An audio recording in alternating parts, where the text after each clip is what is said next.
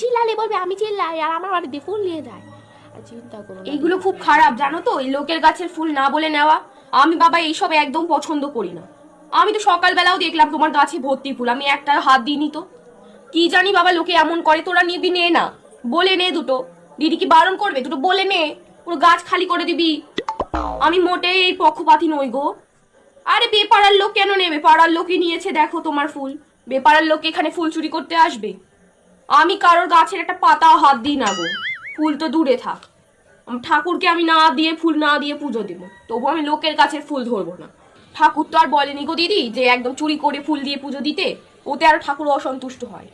আমি বুঝি না এরকম মনে, আমি বলছি ঠাকুরের নামে বলবো না মিথ্যে কথা। আমি এই চুরি ফুরি একদম পছন্দই করি না।